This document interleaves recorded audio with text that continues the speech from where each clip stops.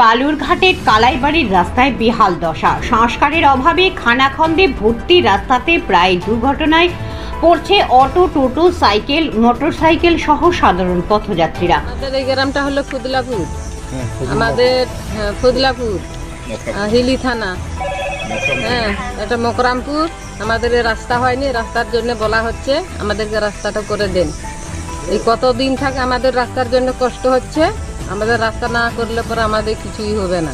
ফুদলাপুর এই গ্রামের হচ্ছে রাস্তা হয়নি, রাস্তা হওয়ার জন্যে আমরা অনেক রকমের সমস্যা দেখতে পাচ্ছি, হওয়ার জন্যে অনুরোধ করছি এটুকুই। আর হচ্ছে অসুবিধা হয়ে যায়, অসুখ বিসুখ হলে হাসপাতালে নিয়ে যাওয়ার জন্যে গাড়ি পাওয়া যায় না, গাড়ি আসতে চায় না, অনেক রকমের সমস্যা দেখা দেয়।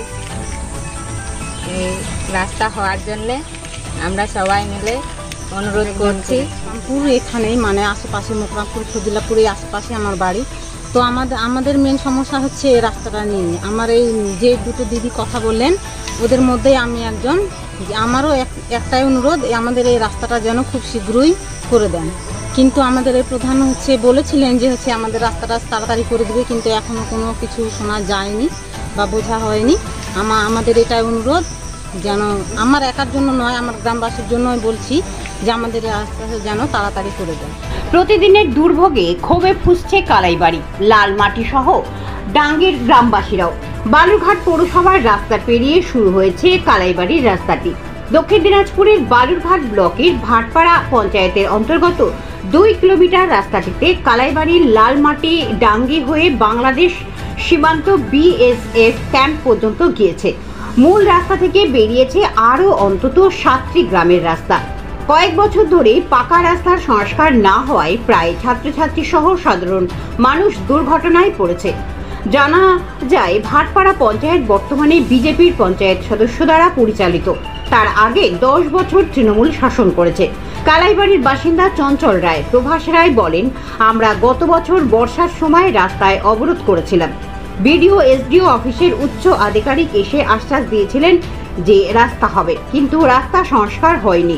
এদিকে পঞ্চায়েত যোগাযোগ করলে কর্তারা জানায় রাস্তাটি পঞ্চায়েত সমিতির থেকে করার কথা। আমরা রাস্তায় সমস্ত তথ্য পাঠিয়েছি বিডিওকে। রাস্তাটা দেখছি এত জল ভাঙা, এমনি আপনি কি বলবেন?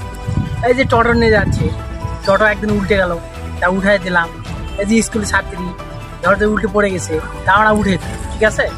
এই রাস্তাটা যদি ভালো যদি হতো তাহলে আমরা ধরছি খাটে খাওয়ালো, ঠিক আছে। এই রাস্তা যদি ভালো যদি হয় তাহলে আমরা খুব সুবিধা পাই। কতদিন ধরে রাস্তাটা খারাপ? তো ধরছি 2-4 বছর ধরে। আচ্ছা আচ্ছা, এইরকম পরিস্থিতি। এই রাস্তাটা কোথা থেকে কোন বন্ধ গেছে? এটা ধরছি ভাগার থেকে ডাঙ্গি পড়ি, BSF ক্যাম্প। আচ্ছা আচ্ছা, তো এখন আপনারা কি চাচ্ছেন? আমরা বলেছি যে মমতা দিদির কাছে আমরা অনুরোধ যে এই রাস্তাটা যদি ভালো যদি করে দিত তাহলে আমরা খুবই সুবিধা হবে। অসুবিধা কি, গাড়ি ঘোড়া চলতে খুব অসুবিধা হয়।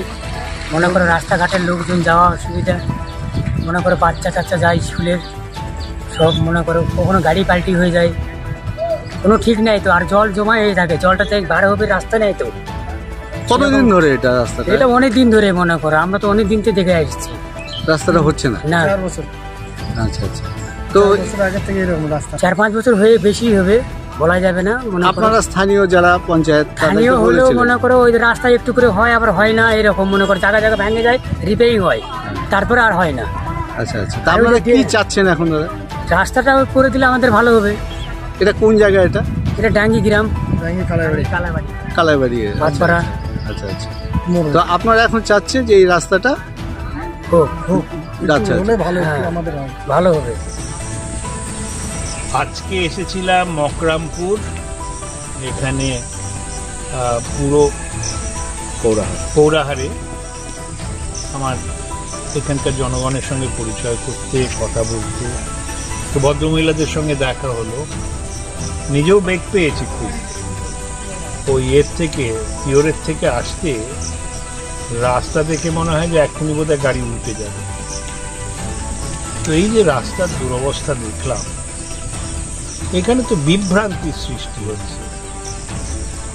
এইখানে পঞ্চায়েত বলছে এটা নাকি এমপির কাজ, এমএলএর কাজ। আমার এটা কাজ কবে জানলে আমি জানতে পারি। তো আমি যেটা এদের বললাম যে রাস্তা একটা মৌলিক প্রয়োজন। একটা বাচ্চা জন্মাবে, মায়ের যেতে হবে হাসপাতালে, রাস্তা দিয়েই যাবে, দূরে তো আর যাবে না। একটা লোক মরবে, তার মরাটা নিয়ে যেতে হবে রাস্তা দিয়ে। একটা লোক অসুস্থ হবে, তারও হাসপাতালে যেতে হবে রাস্তা দিয়ে। ধান হয়েছে, ধান কেটে নিয়ে যেতে হবে, সেটাও রাস্তা দিয়ে। স্কুলে যাবে, সেও রাস্তা দিয়ে। তা আমি প্রশাসন, পঞ্চায়েত, পঞ্চায়েত সমিতি, জেলা পরিষদ এদের বলবো বিভ্রান্তি ছড়াবেন। এইটা এমপি কিংবা এমএলএ এর উন্নয়নের খাত থেকে আসে না। টাকাটা আপনাদের দেওয়ার কথা, কাজটা আপনাদের করার কথা। যত শীঘ্র সম্ভব এই দুরবস্থা দূর করুন। এখন বৃষ্টি পড়ছে, বলতে পারেন যে বৃষ্টির মধ্যে করলে তো এখনই ধুয়ে যাবে। ঠিক আছে, এতদিন এরা কষ্ট পেয়েছেন, এদের তো কষ্টে অভ্যেস হয়ে গেছে। বৃষ্টিটা কেটে যাক, তারপর যত তাড়াতাড়ি সম্ভব কাজ শুরু করুন। তার জন্য পদক্ষেপ নিন। নমস্কার। This channel does not promote any violent, harmful or illegal activities. All content provided by this channel is meant for an educational purpose only.